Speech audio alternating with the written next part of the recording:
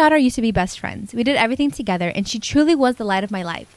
But things started to change on her teens. Moodiness, lashing out, lies, etc. I just thought it had to do with her age and that she would grow out of it. I really tried everything. Family therapy, long talks about how much I loved her. None of it worked. She would either roll her eyes back or spit more of her venom. My husband works really long hours and isn't much help, to be honest. My husband is white and I am black and my daughter is mixed, but she looks white and she really takes after her father. I really don't know what I did wrong, but her dislike for me began to become pure hatred. She would question all the time how someone like me could be her mother when she was white and I was black. At some point, she demanded a DNA test, and I said sure, if she paid for it, and she was not pleased with the results. She is 17 now and began dating this white boy, and she is head over heels for him. She refused to let me meet him and told me that having a jobless N-word for a mother truly ashamed her. I am a stay-at-home mom, and I don't think I've ever experienced such pain. Long story short, I couldn't take her abuse anymore and decided to go back to my family in Cuba. My daughter couldn't be bothered to even say goodbye to me. A few days ago, I received a message from my daughter asking for forgiveness. She kept spewing on about how she can't fit in and is in a really dark place and lots of other excuses. It may sound cold, but I don't want to see her face. I don't care about her apologies. I thought I had made the right decision, but my husband thinks I should really hear her out and forgive her. My family has been harassing me to go back to Miami and make peace with her. My anxiety is over the roof. I'm back on my pills now, and I'm starting to think, is it really all my fault? Story time about how I went to prison when I was 12. Yeah, this is a true story. When I was 12, I went to Jamaica Republic with my parents, obviously. I had no say over where we went, what we did. Usually every single morning we would just wake up, get in the car, and we'd go somewhere new. One morning, I woke up, got in the car with my parents, and I think 2 of my aunts. My sister was also there. My uncle might have been there too. I don't know. This was 11 years ago. I remember we drove for a significant amount of time until we reached like a pretty low building. They don't tell me what this place is. I had learned when I was a kid to stop asking, hey, where are we going? 1, they won't tell you. 2, it doesn't change the fact that we're going someplace I don't want to be. We go into this building and there's security everywhere. Suddenly, the boys are separated from the girls. All the women visitors are like piled into this room. There were other people there that I didn't know. And they scream at us, telling us all to, take our clothes off. But because I was the youngest, I didn't have to. I do remember being patted down, however. It wasn't anything crazy. But yeah, everybody had to take their clothes off and make sure that nobody had anything. Again, I still have no idea where we are. A little while after that, we're led into this like open area. I see my dad and my uncle again, I think. I remember this square shape. And in the center of this square, these men were playing basketball. And I remember like they were also playing ping pong. To me, it looked like a giant rec center that was really run down. We went into one of the rooms, which I guess is a cell. If you can try to imagine this, imagine a bunch of like gigantic refrigerator boxes piled on top of each other. Because I believe there was like 4 to 8 people to a room. And they were all like kind of sleeping on these bunk bed style boxes. Very shoved, very claustrophobic. I thought it was the coolest thing in the world. I shouldn't have been there. Who brought me? My dad's in there talking to people. We then go into like this bigger room that's kind of set up to be a church. He's in there talking to a bunch of guys. I'm bored. And I noticed that there's a man walking around with like a little cart. What is he selling? He's selling lollipops. And I'm like, ooh, I want a lollipop. Ah!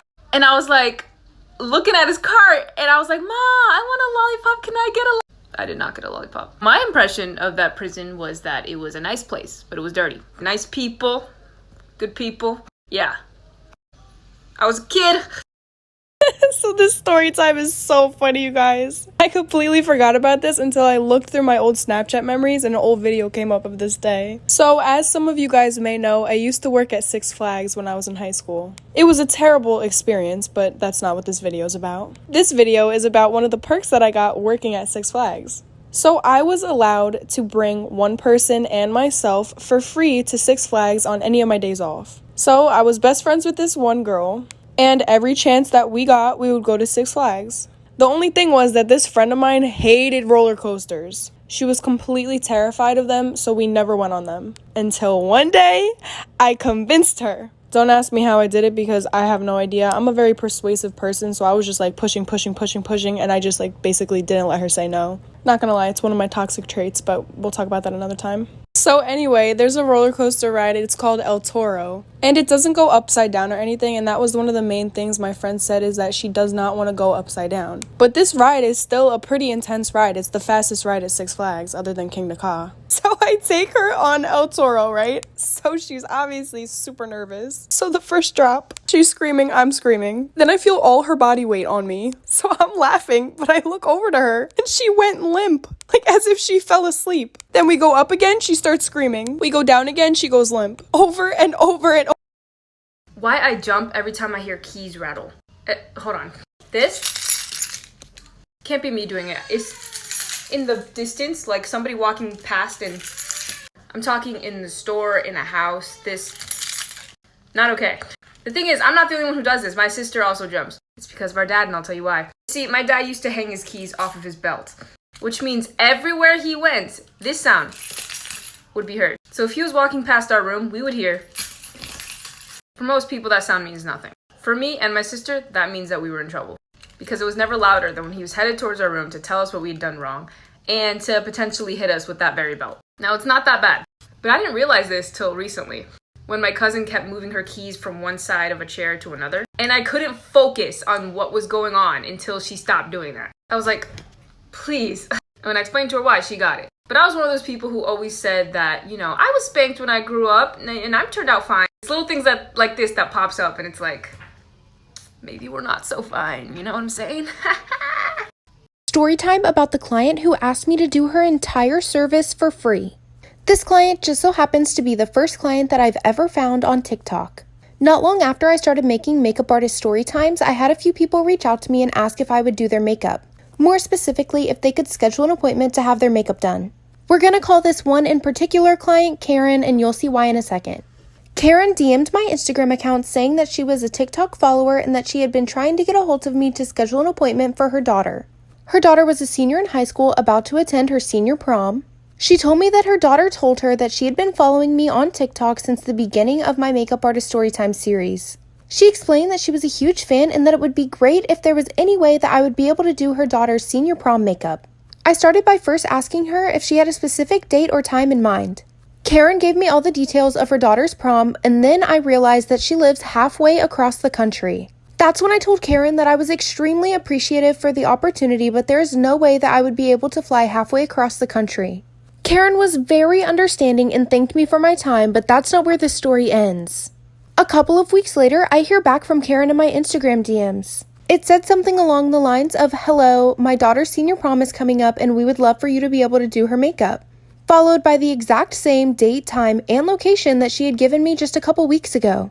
I was a little confused at first because our first conversation was literally saved right above this one. I responded back and told her again that I would not be able to make the event. I apologized for any inconvenience and I thanked her for the opportunity yet again. But of course, Karen was not going to take no for an answer. Karen started DMing me repeatedly, basically rephrasing her initial question in multiple different ways, and then I finally decided just to give her what she was asking for. I told her that I would be able to make the event if she was able to pay for a round-trip airfare, at least one night of a hotel stay, and pay for my services. Surprisingly, Karen actually agreed to this plan. Karen gave me a budget of $5,000, saying that that should cover my round-trip ticket, a hotel stay, and all of my services and products. To be completely honest, I really didn't think that this plan was going to go through, but I decided to play along anyway because it would be great to be able to meet some of my followers. As the date for her daughter's prom grew closer, I decided to reach back out to Karen and make sure that everything was still okay. Previously, we had agreed on her paying me the $5,000 a couple of days before my departure. When I reached back out to Karen, she informed me that she thought $5,000 was just a little bit too much. I told her I would be willing to negotiate the price, but it would still have to cover the original terms of the agreement. Karen then told me that she would gladly give me her permission to use her daughter's face in a video if I would do the makeup and travel for free. I guess this is just a reminder that if it seems too good to be true, it probably is. And yet another timeless Karen story. Thank you so much to everyone who has supported me on TikTok, and don't be a Karen.